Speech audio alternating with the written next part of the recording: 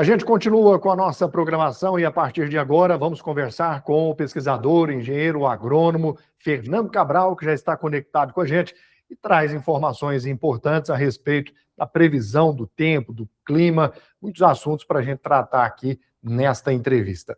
Fernando Cabral, bem-vindo, meu amigo, tudo bem? Olá, Léo, tudo jóia? Olá aí todos os espectadores, ouvintes, né? A satisfação estar novamente aqui com você, né? Podendo aí tratar desse assunto que todo dia acaba tendo uma coisa nova, né? Uma previsão nova, o pessoal fica sempre apreensivo, né? Então, a satisfação estar aqui podendo esclarecer alguns pontos. A gente que agradece a sua participação. Bom, Fernando, vamos começar essa participação falando sobre a questão da safrinha. Nós estamos acompanhando muitas informações e o produtor rural na expectativa para saber se vai ter chuva suficiente, principalmente aqui em Goiás, para a safrinha, né? Para esse milho que já está em campo. Outras regiões do estado ainda vão plantar o milho, mas qual é a informação que você tem para o milho safrinha? Teremos chuvas suficientes ou não? Bom, Léo, esse é um tema interessante, né? Numa safra em que quando a gente pega aqui a região do sudoeste, sul-oeste do estado de Goiás também, a gente teve, de modo geral, alguns plantios mais tardios, né, em virtude aí do atraso na primeira safra, e aí a gente fica sempre nessa expectativa, principalmente nessa situação, né. Atualmente, a gente está sobre o estado de Goiás, né, está sobre a atuação do que a gente chama de ZACAS, né, Zona de Convergência do Atlântico Sul, só que ela tem atuado mais a centro-norte do estado. Mas a nossa região aqui, ela está tendo, né, algumas entradas de umidade devido a outros sistemas meteorológicos, e conforme a nossa previsão, isso deve permanecer, pegando aqui o mês de março por enquanto, até o final do mês de março. Então, ou seja, até o final do mês de março, ele deve permanecer chuvoso, assim como ele está sendo, e por dados preliminares que nós já temos, em várias estações que a gente monitora, esses acumulados em muitos locais já superaram a média histórica do mês, então, bem provável que quando a gente consolidar ali todos os dados, vai ser um mês que vai ter superado a média histórica dele, né? Então, isso é o mês de março. Aí, quando a gente pega o mês de abril, a primeira coisa que a gente analisa é a previsão climática para ele. A previsão climática para ele mostra que ele irá atingir as suas médias históricas. No caso aqui da região, varia de 80 a 100 milímetros, né? Depende muito da localidade, mas ele vai atingir isso. Só que isso vai ficar muito concentrado, principalmente na primeira quinzena. Então, basicamente, os mesmos eventos meteorológicos que têm trago a chuva e umidade neste momento, eles vão permanecer e favorecer uma primeira quinzena do mês de abril chuvosa, né? Com chuvas presentes aqui na nossa região. Agora, quando a gente pega já a segunda quinzena do mês, aí já vai ser uma segunda quinzena de um mês bastante seco. Então, esses acumulados para atingir a média, basicamente, vão se concentrar na primeira quinzena. E quando a gente pega o mês seguinte, né, aí ele já apresenta, por exemplo, tendências de acumulado abaixo da média aqui na nossa região, por exemplo. Uhum. Bom, Fernando Cabral, para quem está aqui na nossa região sudoeste de Goiás, o ano passado, quando a gente pensa em Tecnoshow comigo, eu, por exemplo, chego por lá 10 para 6 da manhã, já estou por lá. E eu me lembro de chegar na Tecnoshow do ano passado com chuva.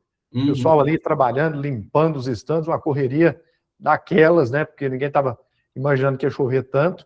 Mas, para esse ano, pensando aí, temos muitos produtores que plantaram milho há poucos dias e já estão pensando.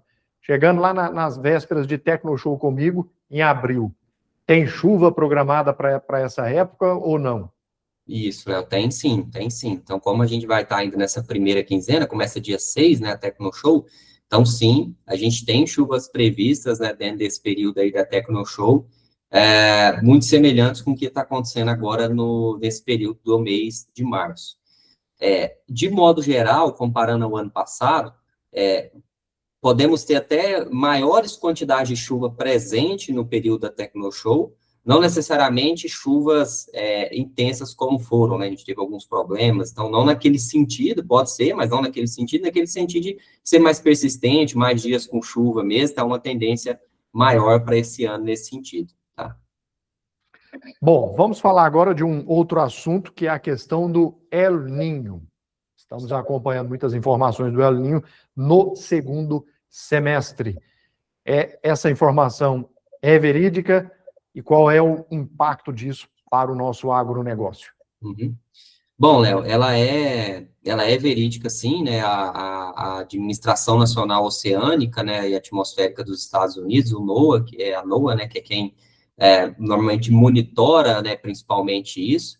Ela, no último boletim dela, ela demonstrou isso para nós, né, que a Laninha, ela deve encerrar seu período de influência por em torno agora de março. Depois, a gente passa a ter um período de neutralidade, que vai até por volta ali do início de junho, por exemplo, né? E aí, a partir de junho, a gente passa a ter uma maior probabilidade de começar a se estabelecer o El Niño. Quando a gente pega o trimestre, então, junho, julho e agosto, isso já é maior que 50%, né? Passa até de 60%. E à medida que a gente vai avançando os trimestres, até chegar em dezembro, né? Até chegar o último trimestre, outubro, novembro e dezembro, essa probabilidade já passa de 80%. Então, assim, é muito factível a ocorrência desse El Niño, né? E com destaque para ele ocorrer dentro, ou seu efeito, né? Ocorrer dentro do período da nossa primeira safra, tá? Aí vai alguns pontos, né? O El Niño, os eventos enos, né, de um modo geral, eles vão ter efeitos muito bem estabelecidos no litoral, por exemplo, do Brasil. No caso do El Niño, normalmente o norte e o nordeste, as chuvas ficam escassas, e no caso do sul do país, as chuvas ficam bem mais volumosas, né?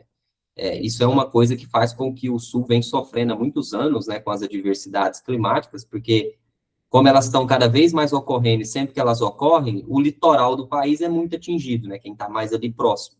E aí sempre o sul vem sendo atingido por essas adversidades de uma forma mais intensa. Então, lá, a expectativa vai ser essa, né? Chuvas mais volumosas, mas às vezes muito mais volumosas do que o normal, e isso causa prejuízos também. Quando a gente pega... Opa, não, pode falar. Fique à vontade, pode concluir. Aí, assim, quando a gente pega aqui nossa região, como nós estamos no centro do país, essas ocorrências, elas são mais variadas. Mas uma coisa que é bem certa, as temperaturas estarão maiores do que a normalidade, não só pela tendência normal delas, mas o El Niño intensifica isso. A gente deve esperar temperaturas acima da normal climatológica dentro da nossa safra. As chuvas, elas ainda acabam sendo uma incógnita muito grande, porque a gente vai ter que ver qual vai ser a intensidade desse El Niño e quando que ele vai se estabelecer dentro da nossa safra, se vai ser no início, vai ser do meio, se vai ser para o final, para a gente ter de uma forma mais concreta como que ele vai poder influenciar na dinâmica das chuvas dentro da nossa safra. Mas as temperaturas acima da média, essa daí é quase que uma certeza que ele vai promover. Fernando, diante das informações que você já tem, das análises que vocês fazem aí, não sei se ainda é cedo, mas teremos veranicos mais severos aqui para a nossa região sudoeste de Goiás? Para essa safra, Léo, no caso, já falando aí 26 e 27, né, a gente não ainda tem como estabelecer, né, nem como tendência para safras seguintes ou nem para essa próxima, né, ainda de fato não é possível, mesmo com a presença do El Niño. É uma constante, a gente pega o histórico dele, né, de às vezes ele causar, né, em alguns momentos, esses veranicos, mas também tem históricos de ocorrência que ele praticamente não influenciou no volume de chuvas da nossa safra ou nem na sua distribuição. Então, nós vamos ter que ver, por exemplo, num próximo ou nos próximos levantamentos do NOAA, detalhamentos maiores sobre como vai ser sua ocorrência, para aí sim poder estabelecer melhor qual vai ser a influência dele para a nossa safra. Agora, antes dele, né, nesse período de neutralidade que nós vamos estar agora, pegando esse período que já é de menos chuva, né, o nosso outono, por exemplo, que inclusive começa agora sexta-feira, né, dia 20, aí sim vai ser um ano de um período, de início do período seco mais antecipado, porque a gente já vai ter uma segunda quinzena de abril muito seca, né, e depois quando a gente vai para o mês de maio, a nossa previsão já mostra que ele também vai ser abaixo da média. Se a gente pegar a média hoje dele é 40, 60 milímetros, então vai chover menos do que isso. Então, a gente já vai ter um estabelecimento e um período seco mais intenso, por exemplo. E aí, né, se eu pego um retrato da segunda safra que foi plantada mais tardiamente, a gente pode ter lavouras aí que, mesmo com essas chuvas de agora, elas vão apresentar ali um menor potencial produtivo, porque às vezes eu vou chegar lá na segunda quinzena de abril, ou no nosso mês de maio, e lavouras que mal completaram 2 meses ainda, por exemplo, devido a plantios que ocorreram ou até estão ocorrendo ainda no nosso mês. Tá? Fernando, se você fosse resumir esse El Niño para essa segunda metade de 26, qual seria o resumo que você faz? Quais seriam os principais pontos de atenção para o nosso produtor rural? Ó, o principal ponto, ele vai ser de uma forma inicial aqui para a região, as temperaturas, tá? Se preparar um pouco para talvez sofrer com temperaturas que podem vir a causar algum prejuízo à planta, né, ou estabelecer o potencial produtivo, porque elas já estão sendo mais altas de um modo geral, e quando vem o El Niño ele se intensifica. Então, esse é acho que um ponto primordial. E aí hoje nós temos, né, mecanismos de manejo, a cobertura do solo é muito importante para evitar não, né, diminuir os efeitos, às vezes, das temperaturas ou ondas de calor, né? A gente fala de El Niño aqui também, que é aquelas temperaturas muito altas, né, a sua ocorrência. As chuvas eu ainda não vou falar, porque, de fato, não dá para ser concreto para a nossa região, tá? Dos efeitos do El Niño na chuva. Lá para o sul, chuva acima da média. A gente não sabe ainda o quanto, né? Mas chuva acima da média. Agora, aqui para nós, a gente vai ter que aguardar um pouquinho. Mas produtor já vá pensando em estratégias aí para essas temperaturas mais altas. E se ele começar desde o início da safra, desde o plantio. E que aí é um dos principais pontos, né? Porque você, às vezes, pode não ter umidade suficiente, ou o solo esquenta demais, isso já começa a prejudicar desde o estabelecimento da planta. Então, pense em estratégias para isso, produtor, boas coberturas de solo, porque vão ser essenciais, vão fazer a diferença. Fernando Cabral conversando com você nesta edição, e agora que nós trouxemos aqui todo esse panorama agroclimático para você que está nos acompanhando, vamos falar do quinto SEAGRE Agro Experience. Quinto SEAGRE Agro Experience. Agricultura tropical na era do carbono, estratégias e tecnologias, de 18 a 21 de maio de 2026, e as inscrições já estão abertas, não é, Fernando Cabral? Isso mesmo, né? As inscrições já estão abertas, né? Ele ocorre de forma presencial aqui na sede do SEAGRE, em Rio Verde, está na quinta edição, é gratuito, né? É um evento que hoje ele é um evento integrado, então, na verdade, ocorrem 3 eventos juntos, né? O quinto SEAGRE Agro Experience, acontece também o Dia de Campo da Agricultura Vertical, e agora a primeira edição do Simpósio Internacional. Mas todos, eles sempre se conversam, né? Por isso que eles ocorrem aí junto e misturado a sua programação, não são programações separadas, porque todos vão trabalhar essas questões o efeito das adversidades climáticas sobre a agricultura no Brasil, a agricultura na América Latina, a agricultura no mundo, e por isso que o Simpósio Internacional vai trazer isso, bem como para aqueles que trabalham com hortaliças, que trabalham com agricultura vertical, que é no caso do dia de campo, né? E aí ele mostra desde a parte, vai ter palestrantes que vão destacar desde a parte da pesquisa e inovação, mas também aqueles que vão mostrar tecnologias, né, ou insumos ou técnicas que o produtor pode utilizar para mitigar esses efeitos das adversidades climáticas, né?